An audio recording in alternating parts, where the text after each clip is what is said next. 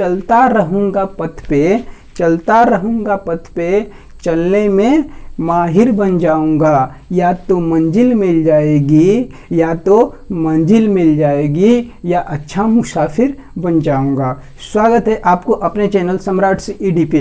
तो गाइस, आज मैं आप लोगों को अर्थक्वेक का लेक्चर एक लेकर आया हूं, जो बेसिकली इंट्रोडक्शन से ही है कि जो अर्थक्वेक होती है, भूकंप होते हैं, वो कैसे आते हैं। ये भी आप बहुत लोग ये समझते हैं कि जो अर्थक्वेक होती है उसे ना पढ़ा जाए तो अच्छा है, बस ऐसे ही कुछ भी लिख दिया जाए। कुछ भी लिखने से नहीं होता है। अगर आपको नंबर अच्छे गेन करने हैं ना, तो उसके लिए कुछ इंपॉर्टेंट पॉइंट लिखना पड़ेगा, कुछ इंपॉर्टेंट ड्राइंग बनानी पड़ेगी, कुछ उसके बारे में चीज़ें लिखनी पड़ेगी, तभी आपको अच्छे नंबर गेन करने पड़ेंगे, अच्छे नंबर एग्जामिनर देंगे। तो इसमें से हम अर्थक्वेक की कुछ इंपॉर्टेंट पॉइंट इस पे नोट किया हूँ, जो मैं आप लोगों को बताऊंगा। तो सबसे पहले हम ये बात कर लेते हैं कि अर्थक्वेक कहते किसे हैं, भूकंप किसे कहते हैं। तो लाखों करोड़ों वर्ष पहले हमारी जो पृथ्वी थी वो आग की गोला थी। तो उसमें से क्या हुआ कि जो नीचे है, तो नीचे अनेकों प्रकार के प्लेटें होती हैं, अनेकों प्रकार की ऊर्जाएं होती हैं। जो ऊर्जाएं होती है ना, वो आपस में विस्फोट की, किसी का भ्रंश तल कमज़ोर हुआ तो आपस में कुछ पत्थरें टकराई, तो इससे क्या हुआ, हमारी नीचे से मैग्मा नाम की जो लावा होती है वो टकरा करके ऊपर आई, और वही जो मैग्मा थी ऊपर आई, और कुछ तरंगे थी, जो वेव्स थी, जो ऊपर आती रहती थी टकरा टकरा कर, और जो पृथ्वी है उसकी ऊपरी लेयर ऐसे मूव करती रहती थी।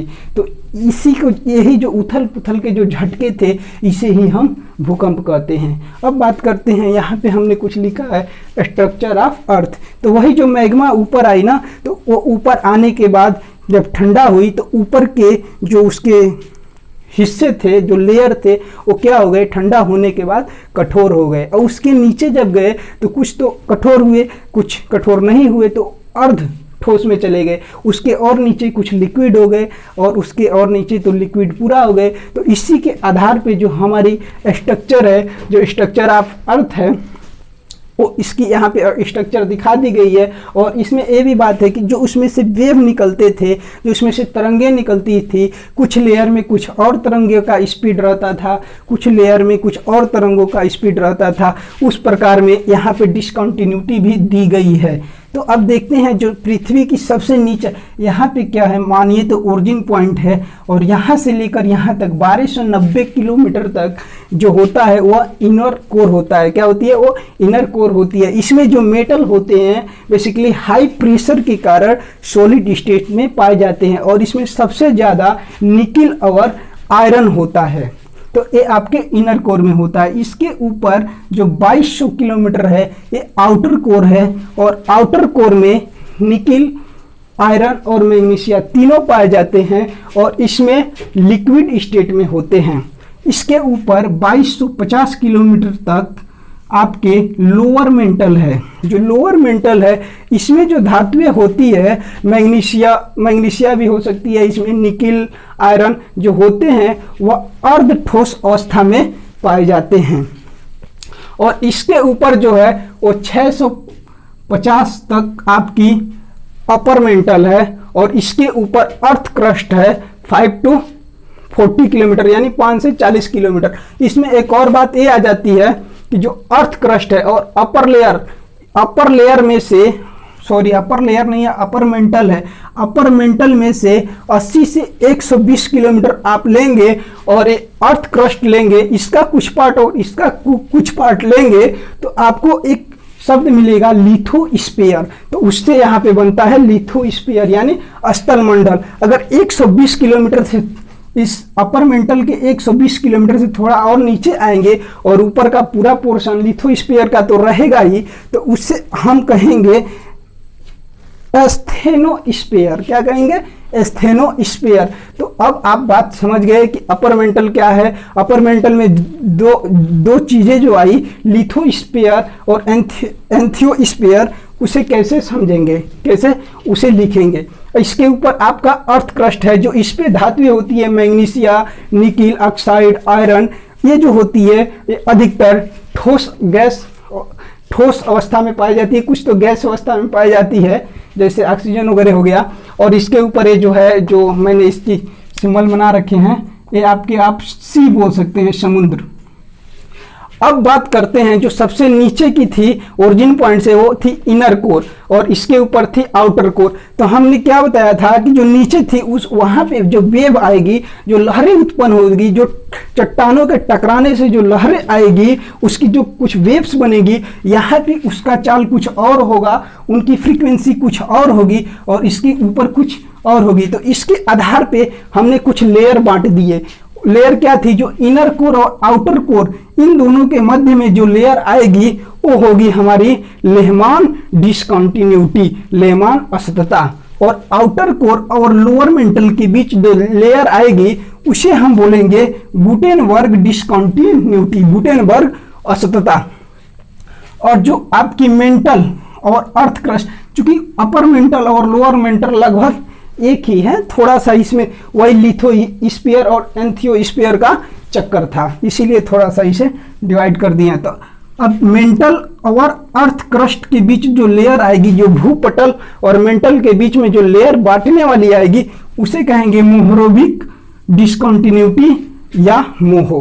तो आप इतना बात समझ गए कि ये मोहो किसे कहते हैं, गुटेनबर्ग डिसकंटिन्यूटी किसे कहते हैं, लेहमान डिसकंटिन्यूटी किसे कहते हैं।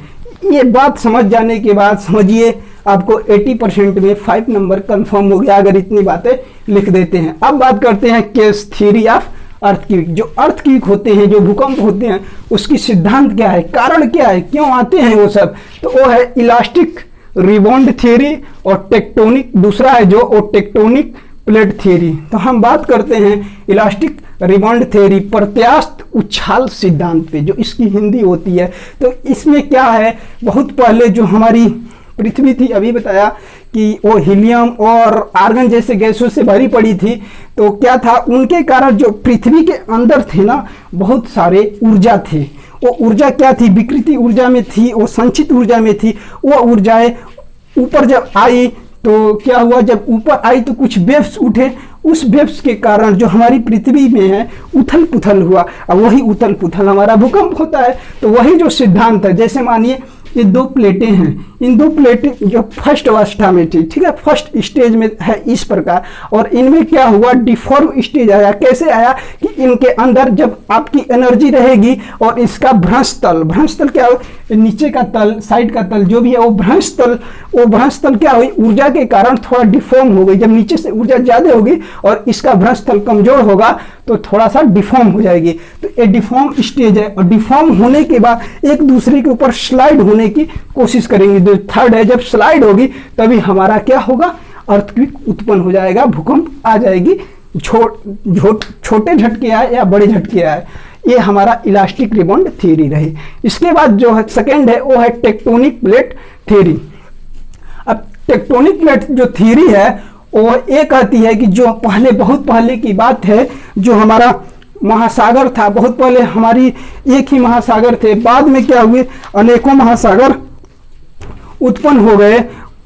और उसमें से एक और बात है, महाद्वीपों का विचलित होकर अपनी स्थिति बदलना, महाद्वीपों का विचलित होकर अपनी स्थिति बदलना महाद्वीपीय विचलन कहलाता है। उसी के आधार पर पहले बहुत महाद्वीप नहीं होते थे, एक महाद्वीप होती थी, उससे छोटे छोटे पार्ट में अनेकों महाद्वीप बन गए, और उन्हीं से आपकी ये प्लेटें बनती गई बड़ी बड़ी। वो प्लेटें क्या हुई, एक दूसरे से टकराने लगी। जब टकराने लगी तो उसमें वेव्स उत्पन्न होने लगे, तरंगे उत्पन्न होने लगी। इसी के आधार पर आपको पी वेव्स और अनुप्रस्थ और अनुदैर्ध्य वेव्स को पढ़ना है, इसी के आधार पे। तो आते हैं पहले इसी टेक्टोनिक की बात करते हैं। जब प्लेटें एक दूसरे के पास आई, जब एक दूसरे के पास टकराई, तो उसे हम कहते हैं कन्वर्जेंट बाउंड्री, यानी अभिसारी सीमा, एक दूसरे से टकराई। तो इसके कारण जो वेव्स निकलेंगे वो भी आपकी भूकंप के कारण बनेंगे। और जब आप मानिए दो प्लेट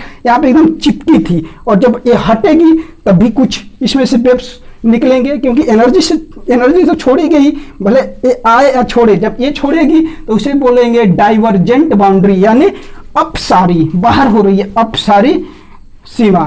तो इस प्रकार भी और इस प्रकार से भी आपकी एनर्जी डिफॉर्म एनर्जी निकलेगी ही और प्लेटें हिलेंगे ही हिलेंगे। तो भाई सीधी सी बात है, उथल पुथल होगी तभी तो हमारा भूकंप आएगा। और ये हमारा है ट्रांसफॉर्म बाउंड्री। जब एक पत्थर ऐसे रहेगा और एक पत्थर आपस में जो साइड की फेस होती है, साइड की फेस पे जब स्लिप करेंगे तो वो हमारी होगी ट्रांसफॉर्म बाउंड्री। उसके कारण जो आएगा, ये तीनों जो स्टेज है वो हमारी टेक्टोनिक प्लेट थ्योरी के अंतर्गत ही आती है। गाइस अगर आप इतना लिखते हैं ना, हम जितना बोल रहे हैं उतना काफी है। That are enough for BTE exam, BTE board exam. ठीक है, अब बात करते हैं टाइप्स ऑफ अर्थक्वेक। जो अर्थक्वेक होती है उसके कितने प्रकार होते हैं, तो उस प्रकार को हम दो प्रकार से बांटे गए हैं।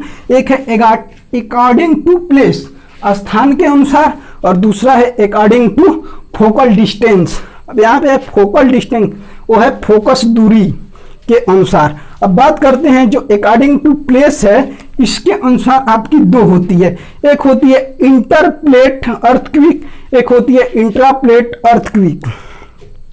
जो इंटरप्लेट अर्थक्वेक होती है, इसके कारण जो भी भूकंप आते हैं वो हमारे इलास्टिक रिवंड थ्योरी में ही आते हैं।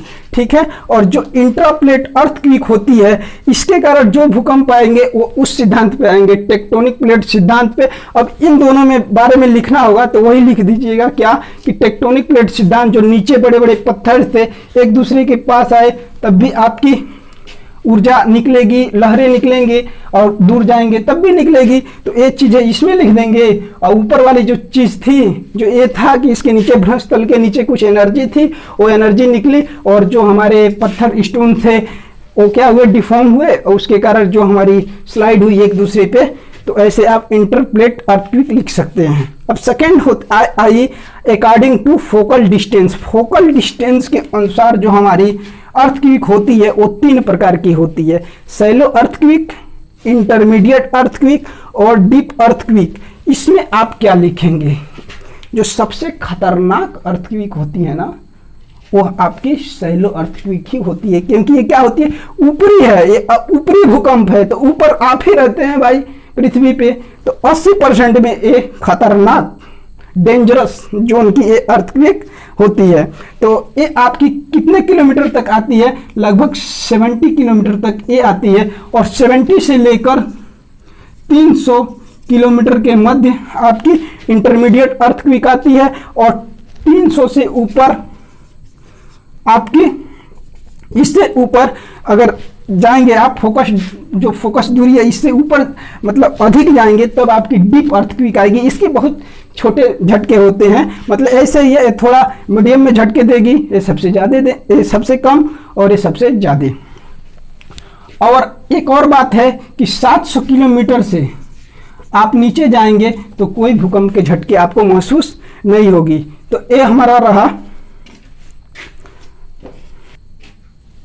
तो गाइज हम इसको थोड़ा और समझा देते हैं, जैसे इसे मानिए रफ किए, थोड़ी सी और समझाएंगे, उसके बाद नेक्स्ट लेक्चर आएगी हमारी अर्थक्वेक से। जैसे ये हमारी पृथ्वी है और यहाँ पे आपकी सेंटर है जहाँ से भूकंप उत्पन्न हो रही है, यहाँ से, और ये जो डिस्टेंस है यहाँ से यहाँ तक की, यही हमारी यहाँ पे उसकी जो है, इसकी नेक्स्ट लेक्चर में बताएंगे। बट इसमें ये है आपकी उत्केंद्र, या क्या है, ईपी सेंटर, यहाँ पे ईपी सेंटर है, और इसके नीचे क्या है आपका उद्गम केंद्र, यहाँ पे उद्गम केंद्र है। जो यहाँ से यहाँ तक की डिस्टेंस है ना, यही आपकी फोकल डिस्टेंस है। अब देखिए अगर आप यहीं पे हैं ना, यहीं पे हैं, तो यहाँ से लेकर यहाँ तक कितने किलोमीटर, अगर 70 किलोमीटर पे जो झटके आएंगे वो सबसे ज़्यादा खतरनाक होगी। इसीलिए मैंने बोला जो शैलो अर्थक्वेक होती है वो खतरनाक होती है, क्योंकि इतना तक ये डेंजरस जोन में 70 किलोमीटर है।